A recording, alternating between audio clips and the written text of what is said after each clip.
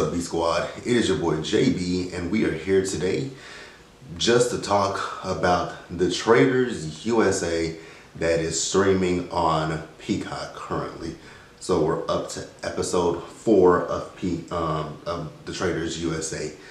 So I will say I had never watched this show. I didn't watch last season, but when I saw the cast for season 2, I was like, oh yeah, I'm in there because there are a lot of. So the thing to know about that, I am someone who loves competition reality shows. So I'm a big fan of the challenge. I am a fan of Big Brother. I'm a fan of The Amazing Race.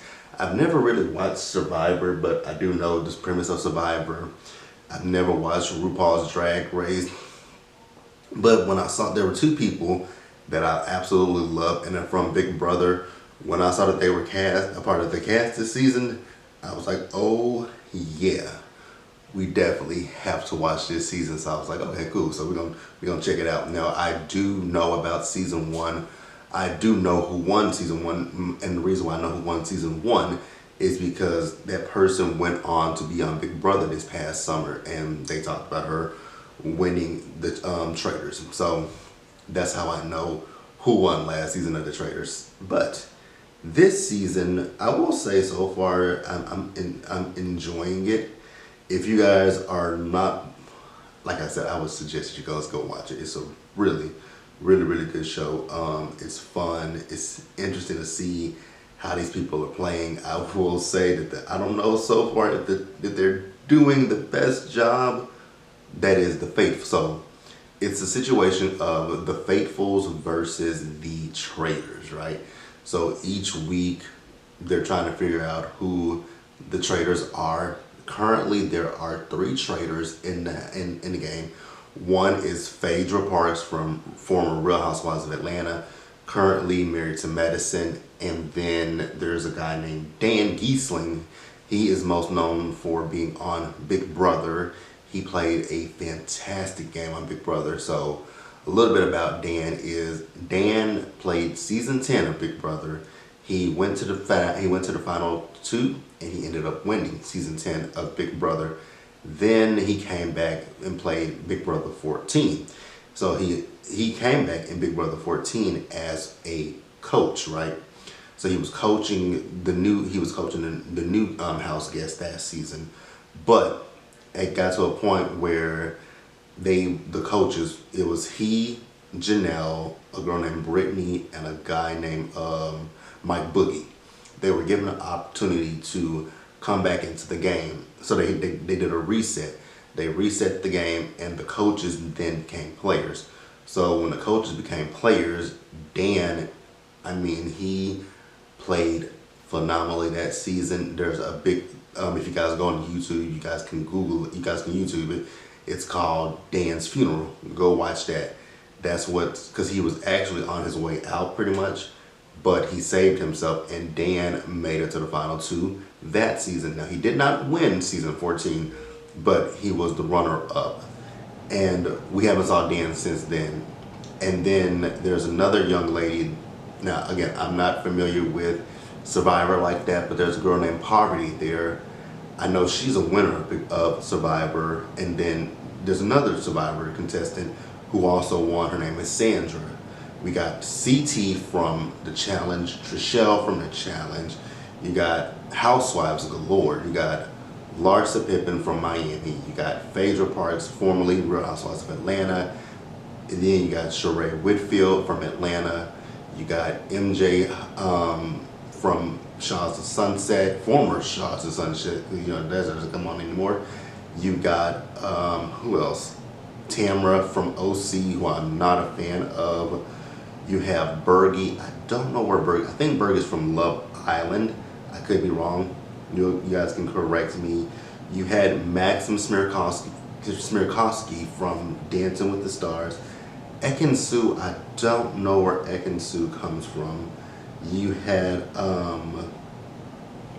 John Burkhaw. He's a politician from, I think, overseas, over the pond. Peppermint. Deontay Wilder. Now in this episode, we found out that Deontay left and went home. I was like, wow, okay. nothing against him. You also had Johnny Bananas, Marcus Jordan. Who else was there? Like I said, Sandra. There's Kevin from Bling Empire, Janelle Pierzina from Big Brother, and I think that's everybody. So the reason that I really got, like I said, the reason that I started watching this season is because of Janelle and both Dan. Love both of them from Big Brother. Love them. Love the way that they play the game. And I know a lot of people online, I know a lot of people aren't feeling Janelle, and I know a lot of people aren't feeling Dan. But if you guys watch competition reality shows, they're being true to their shows that they've come from, right? Janelle is very competitive.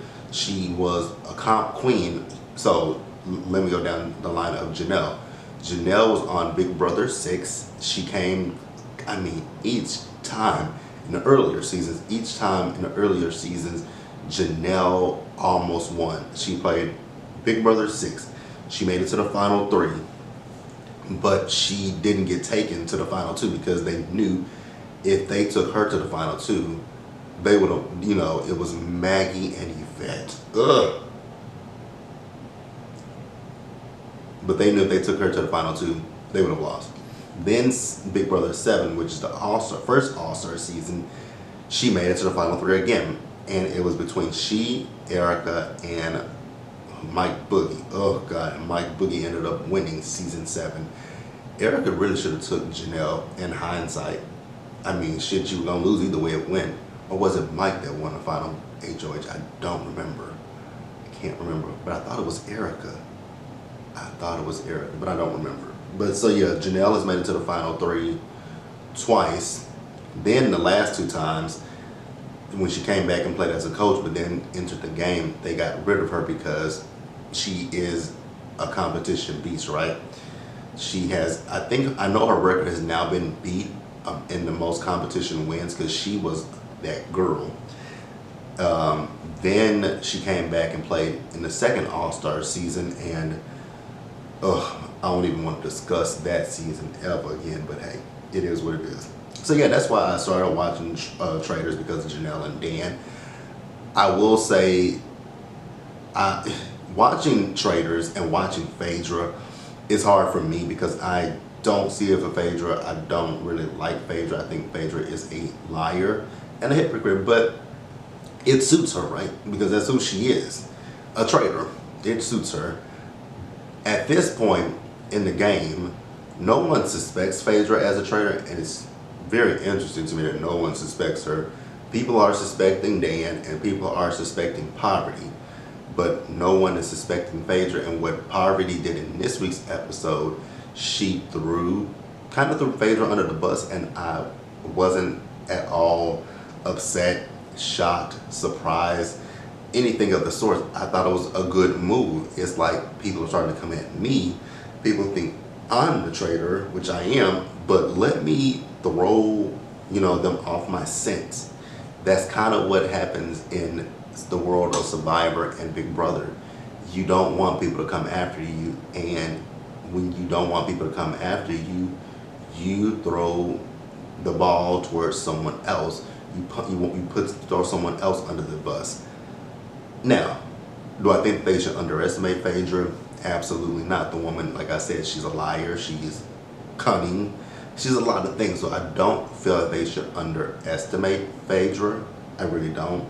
But like I said, so far with Traitors, I am really enjoying it. I'm absolutely hooked to the show. Anything else that I want to talk about? I can't think of anything else off the top of my head right now, but if I do, I will definitely come back. We will talk about episode 5 next week when it comes out. So it comes out on Thursdays at 9 p.m. Central Time. It comes out at Central Time for me. I don't know if that's crossed. I think it's just 9 p.m. Central. I know it's 9 p.m. my time. I think that I'm correct. I could be wrong. But yeah, we'll be back next week to discuss episode 5. Now, the thing is, so here's another thing. Now, each week they have a round table, right? And at the round table, they have to try to figure out who the traitor, at least one of the traitors are, right there. Now, here's the thing. They don't know how many traitors there are, but they need to figure out who the traitors are. and they're failing miserably, right? Because they go to the round table, they tell who they think a traitor is, whoever gets the most votes leaves, and then that person reveals either I'm a traitor or I'm a faithful. If they're a faithful, then that night one of the traitors, well, not one of the traitors, the traitors go convene, and they have to, you know, take someone out of the game. It's called it's the M word, but I don't want to say it on here. It's the M word, you know. So this they have, I mean, like I said, they've named more faithfuls than they have traitors. They have questioned some of the traitors, but they have not, you know, vocalized that and said it at the round table. Like, I think Poverty is a traitor. Now, if they had done it in the first week, they would have definitely fucked up, because she wasn't a traitor at that point. But hey, that's all I got. Let me know what you got. If you guys are watching it, let me know your thoughts and opinions in the comment section below, you guys. Be sure to like the video, subscribe to the channel, turn your post notifications on, share the video, you guys. And until the next time, stay safe. Take care of yourselves, you guys. Wash your hands, be blessed, and I'll see you guys in the next video.